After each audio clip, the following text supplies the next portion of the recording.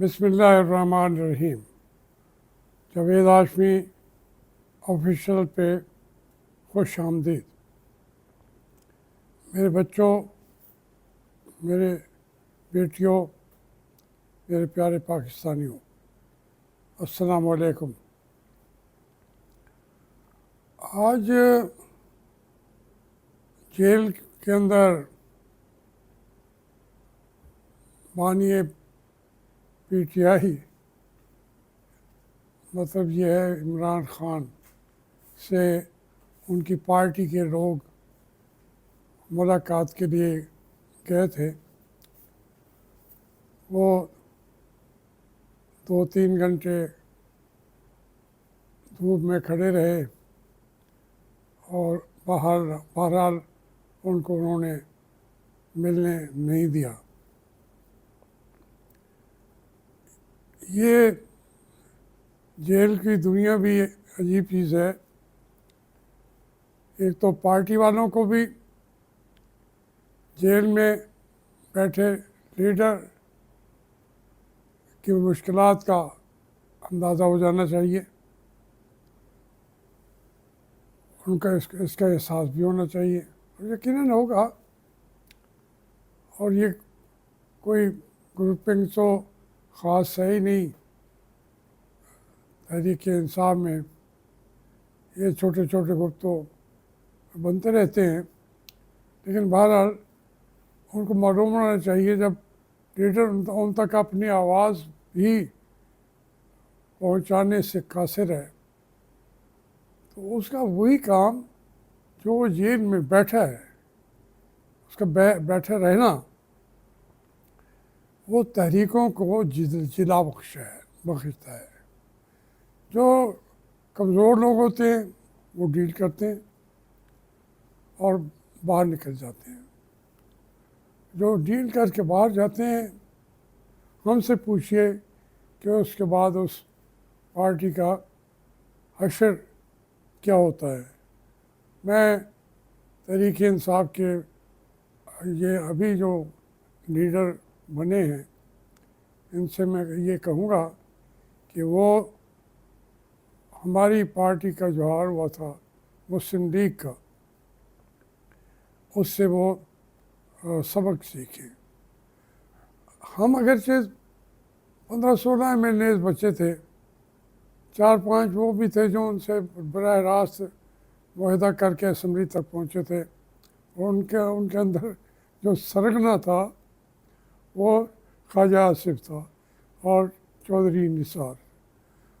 उधर से भी उनको कॉम्प्रोमाइज़ थे, मियाँ साहब के अहकामात भी मानते थे और जो हम छोटी सी पार्टी थे उसको वो रेज़ा भी करते थे। वो तो हम जो लोग थे हमें जेल में डाल दिया गया और वहाँ बैठ के हमने हिकमत अमली बनाई कि पार्टी को कैसे ज़िंदा रखना है और पार्टी ज़िंदा रही। लेकिन वो डील थी उनके सरूर महल के अंदर बैठने वाली, उसने पार्टी पर देरस असरात मुरतब किए। तो ये एक पार्टी जो जेल से बाहर है उनके लिए मेरी ये दरख्वास्त है कि ये आपका काम नहीं है कि आपने इमरान खान को बहरहाल निकाल के लाना है। आप अपनी हिकमत अमली तय करें तो बाहर भी आ जाते हैं। हमने हिकमत अमली तय की थी, मियाँ नवाज शरीफ घबरा गए थे। मुझसे फ़ोन पे बैठ के जिद्दी में उन्होंने कहा कि ये मैं तो सियासत छोड़ता हूँ। मैंने कहा अब हम सोचते थे कि हम कहाँ जाएंगे, दूसरी तरफ परवेज़ मुशर्रफ है। तो मैंने उन्हें कहा कि हम यहाँ ऐसी खलबली मचा देंगे कि ये सारे हज़रात जो आपसे बात भी नहीं करना चाहते ये सारे जिद्दे में आके आपके पास बैठे होंगे। तो फिर क्या हुआ, फौरी बात मोहतरमा बेनज़ीर भुट्टो आसिफ जरदारी गए और वो मिले फिर मौलाना फजल रहमान गए, वो मिले, काजी हुसैन अहमद गए, वो मिले, फिर सारे, कोई यू नेम इट, कोई एक लीडर यहाँ रह नहीं गया था। तो इसलिए पार्टी को अपनी हिकमत अमली खुद बनानी चाहिए।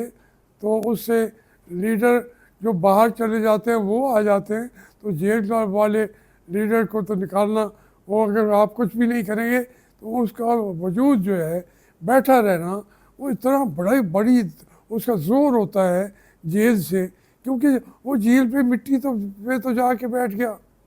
अब इससे ज़्यादा कहीं वहाँ वहाँ वो खोदें बड़े टोए, उसके अंदर बिठाएंगे, तो जो बैठ गए वो ताकत है आपके लिए, पूरी कौम के लिए। अगर डील नहीं की इमरान खान ने, तो इससे बड़ी ताकतवर चीज़ कुछ होती नहीं है। हमने जेलों में बैठ के देखा है। तो गुजारिश ये है, अच्छा फिर जो हमने तो ये अपनी जगह हकीकत है कि जेल की ज़िंदगी में अर्ज़ कर रहा था, वो अपनी ज़िंदगी है। जब आप जेल के अंदर जाते हैं, वहाँ पाकिस्तान की करेंसी रखना, 1 रुपए का, 100 छोड़े 1 रुपए का वहाँ करेंसी रखना, वो जुर्म है। उसकी और सज़ा मिल जाती है जेल में। वहाँ के कवानीन और हैं, वो मुल्क की और है, उसका जो कंट्रोल करने के कवानीन और हैं। आइन की बजाय जेल मैनुअल की लिखी हुई किताब है, वो वहाँ पे चलती है। और वो भी अगर मर्जी ना हो आपकी हुकूमत की, तो उसकी क्या हैसियत होगी? जो आइन को अहमियत नहीं दे रहे, वो जेल में मैनुअल को भी एक तरफ रख देते हैं। अब जेल मैनुअल के बाद के तौर पर तो उनका मुलाकात करना भी हक है, इनके साथ जाना भी हक है, लेकिन वो जो आपका जेल मैनुअल है उन्होंने एक तरफ रख दिया है। तो इस ऐसी जालिम हुकूमत के अंदर और इतने क्रूवल किस्म की फैशिस्ट सोच रखने वालों के अंदर जेल में काटना, वो बहुत बड़ी बात है। मैं तो जब जेल के अंदर जाता हूँ, मैं समझता हूँ मेरी आज़ादियाँ इन्होंने छीन ली हैं। अब मेरी ये हुकूमत है जो इस जेल के ऑफिसर्स हैं, सुप्रिटेंडेंट है, तो फिर मेरी और उस बड़े मुल्क से लेके मुझे लड़ने के लिए छोटा महाज दिया गया है जेल। तो फिर वो जेल को मैं आराम से जो जेलर को बैठने दूंगा? मैं जावेद हाशमी हूँ। अगर वहाँ पे कोई कैदी ऐसा हो, मैंने तो हमेशा टेलीफोन रखा, जब भी आए मैं अपने पैगामात आना, मैंने जेल में बैठ के जज से उनसे भी खिताब किया। मियाँ नवाज शरीफ साहब को भी हमने भिजवाया ये जो मोबाइल फ़ोन है अटक के अंदर, वहाँ पर बैठ के बैरून मुल्क रबते करते रहते थे, अपनी रिहाई के रास्ते भी तलाश करते रहते थे। शहबाज शरीफ के पास फ़ोन होता है, इन सब के पास, हर एक के पास टेलीफोन होता है। जो जरदारी साहब के साथ था, यूसुफ गिलानी के पास, अब मेरे सामने आंखों की देखी वही बातें हैं ना। हमें सहूलतें भी हम वो कुछ को वो इज़्ज़त करके पहले देते हैं, हमें बेइज्जत करते हैं। अगर वो बेइज्जत करते हैं तो हम उनकी इज़्ज़त क्यों रहने दें जेल में बैठ के? हम भी परखचे उड़ा देते हैं। फिर एक किस्म का वो हमारा बाहमी रहने का, ज़िंदा रहो और रहने दो का मुआहदा होता है। वो कहते हैं अच्छा अच्छा ये बातें हम इसको नहीं देखेंगे, हम भी कहते हैं तुम जैसे जेल को चलाते हो चलाते रहो। तो वो एक उस लेवल पे हमें कुछ कह नहीं सकते। मुझे एक सुप्रिटेंडेंट ने बदतमीज़ी की थी, गालियाँ दी थी, तो उसको दूसरी तरफ जो सजाए मौत का कैदी था, उसने गंदगी की बाल्टी भरी हुई उसके मुंह पे फेंक दी थी। तो क्योंकि वहाँ पे आप सारा जेल वालों की हमदर्दियाँ आपके साथ होते हैं।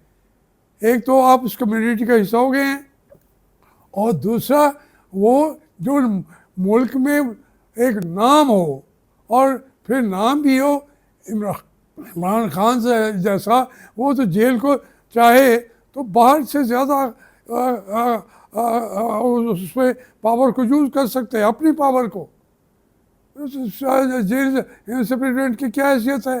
अब एक वहाँ सिपाही बाहर जाता है, वो पार्टी को कहता है आप नहीं मिल सकते, तो वो अंदर से कहा जाता है कि मेरे मेहमानों को क्यों रोका गया है?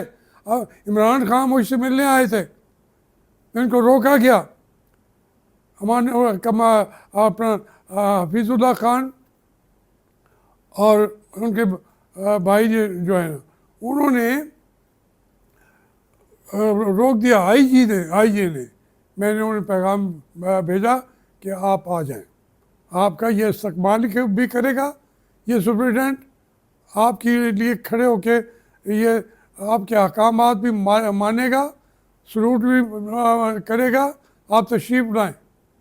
ये गए तो फिर जेल के बड़े दरवाजे खोले गए, लेकिन फिर हम वहाँ जेल के कैदी हैं, वहाँ के रिहायशी हैं एक और मुल्क के, जहाँ इस मुल्क का कानून चलता नहीं है, तो फिर उसको अपने तौर पे एक जंग होती है, वो जंग लड़ी जाती है। तो बहरहाल ये चूँकि इमरान खान साहब जो हैं वो चीज़ें नहीं कर रहे, वो उनकी जेल बहुत तकलीफ़ देह है।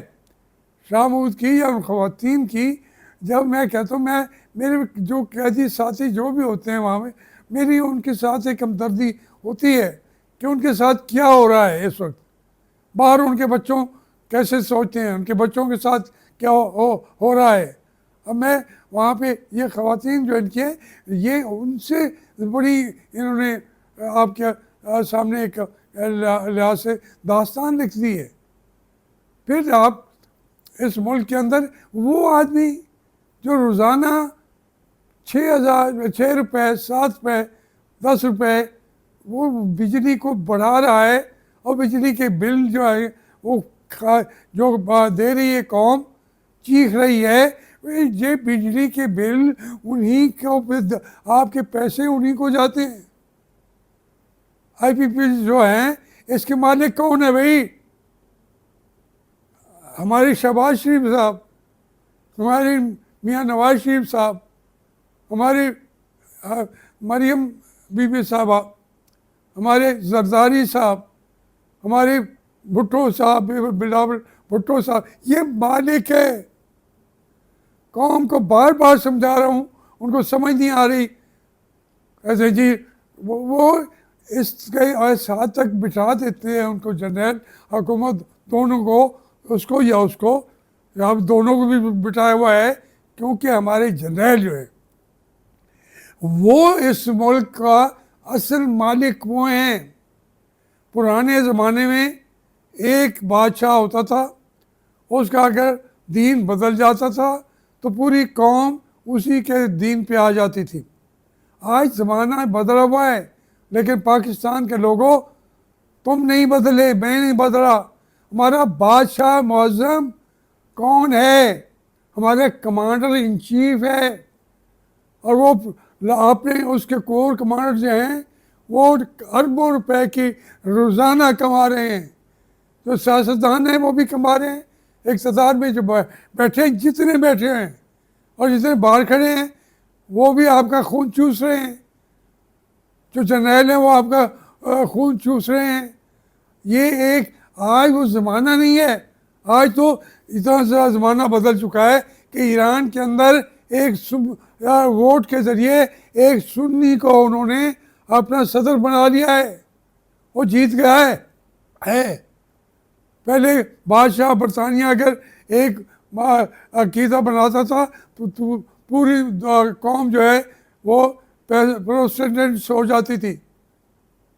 वो एक चीज़ जो है, आप अंदाज़ा करें कि अब वो ज़माना नहीं है। सऊदी अरब के लोग उस वक्त वहाँ भी हुए तो सारी कौम मुकम्मल वहाबी हो गई। ये बात वो ज़माना अब नहीं है। खुद सऊदी अरब के लोगों ने भी कहा कि मजहबी तौर पर हमें अब आज़ादियाँ देनी पड़ेगी।